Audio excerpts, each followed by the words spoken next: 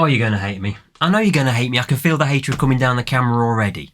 Mash the keyboard. Tell me in the comments below why you would defend Ridgeracer on the Sony PlayStation. I'm going to tell you why I didn't like it. See, my problem was, in the mid-90s, I was a Sega fanboy. I had the Mega Drive, and I had the Sega Saturn. And we used to play our Sega consoles in the bedroom, because we were growing up. That's where our consoles were. And then the Sony PlayStation came along and changed all that. Suddenly it was cool, it was hip, everyone had them in the living rooms. I've never been cool or hip in my entire life. I defended the Sega, and I really did think at the time that the Sony PlayStation was responsible for killing off Sega. Okay, yeah, I know now, in hindsight, Sega did a pretty good job of killing themselves off in the first place themselves, but I always hated the Sony PlayStation. My sister had a Sony PlayStation, I had a Sega Saturn. And because I had a Sega Saturn, I had Daytona USA, and of course I had Sega Rally, which I maintain to this day is one of the greatest racing games of all time. However, when the Sony PlayStation came out, it came with a release launch title of Ridgeracer. First came out in Japan, end of 1994, start of 1995, let me check that. Yes, it was. December 1994 it came out, and it came out in North America, September 1995, which was just about 2-3 months before Sega Rally came out. Although Daytona USA came out before in the European and North American markets, really it was Sega Rally versus Ridgeracer. And I remember playing Ridgeracer at my sister's house with her then boyfriend, who was an intelligent person. And I remember him saying, "Oh, you've got to play this, it's the most realistic driving game I've ever played. Go on, play it." And I remember playing it. And oh my God. The physics, the control of it, the power slide. Everyone in the world was telling you how great the power slide function was on Ridgeracer. And you played it and you were like, what is this? This is awful. The car's all controlled as though they were steering from the rear. I felt it was like pushing the shopping trolley around Wix's, the DIY megastore type things where the wheels steer from the back. That's how it feels like playing this game. I know you're going to shoot me down in flames, but the handling model on Sega Rally was so much better than Ridgeracer. It felt weighted. The car felt like it had mass. The power slide, it was controllable. It was delicious. Ridgeracer's, oh my word. And I thought, well, okay, this was 30 odd years ago. And then I realised it's 30 years ago. This game came out very nearly 30 years ago. It's the 30th anniversary coming up of Ridgeracer on the Sony PlayStation, certainly for the Japanese release. And I thought, okay, maybe I was a bit unfair back then because I was extraordinarily biased to the Sega consoles. Now, I've got all the Sony PlayStation consoles, I've got the Xbox consoles, but I kind of like PlayStation. I've grown to love them. Would I have grown to love Ridgeracer? So, I've played it through from start to finish all over again.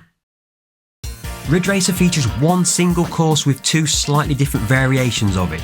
You have the beginner and the mid-level courses, which is a short course, and then you have the high-level and TT courses, which are a slightly longer variation of it. Once you've completed those 4 tracks, you open up additional content. That additional content is purely playing those same 4 courses in reverse. That's the only difference. Although they're described as different courses, the only real difference is the fact that you're going faster on those courses. Then you've got a choice of automatic or manual transmission, and these are the cars you have available to you at the start. Of the standard cars, the blue car is the fastest, the yellow is the quickest accelerating, the green and the red car has the best balanced handling, and the red car has the best combination of all factors. However, complete the game and you open up car number 13 Racing. This has got the highest top speed, best balance, best acceleration. You unlock this by beating that same car on the TT course. All races have the same starting position and the same finish line. This is the beginner mode, which is held over 2 laps of the short form course. You get 2 viewpoints to choose from. You get the bumper cam and then you get the traditional rear view camera like this. When I'm playing on joypad, I tend to prefer to be on the out of car camera. If I've got a steering wheel, I prefer to be on in-car camera.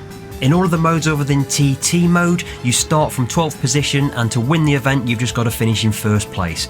Beginner mode, you only get 2 laps to do it, but it's pretty easy. The car is slow, it's easy to handle, it shouldn't take you too long to finish.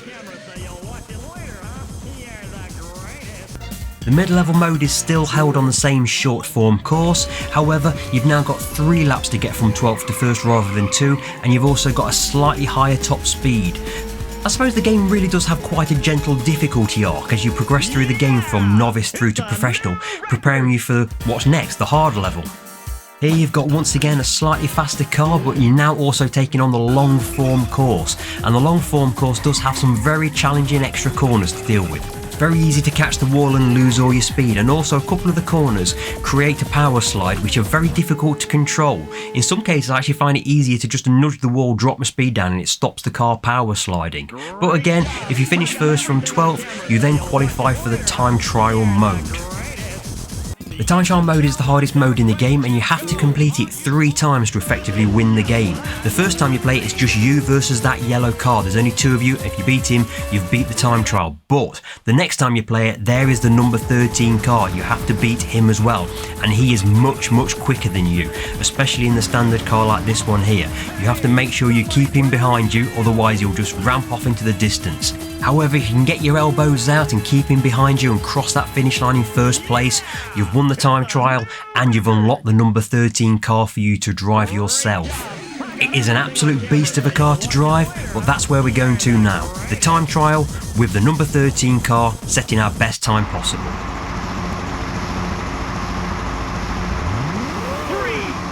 2, 1, go!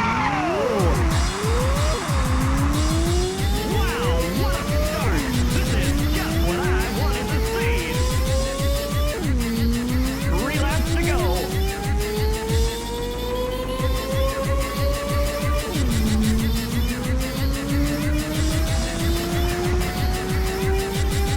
Woo,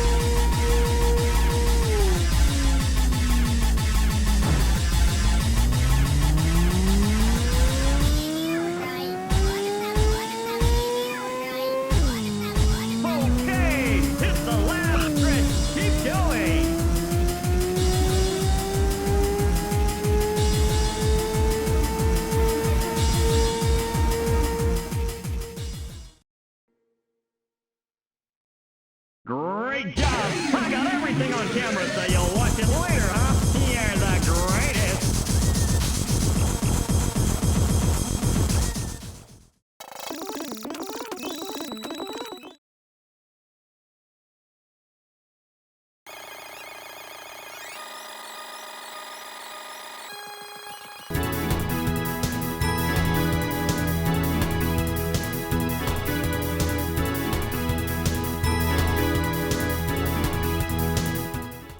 So, Ridgeracer on the Sony PlayStation. Is it as bad as I remember?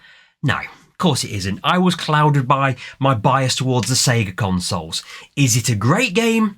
It's not Sega Rally. It's a fun game. That's what it is. It couldn't be more arcadey if it tried. The handling model is... it's dubious at best, but it's a great fun and the soundtrack is absolutely banging. So if you get the opportunity to get a copy of it, it goes for around about 10 to 15 quid if you want to buy a copy of it secondhand. It's well worth the play. It took me about 4 hours to complete the game from start to finish. It's not a bad game. It's not my favourite game, but it's not as bad as I thought it was. I'll catch you on the next video.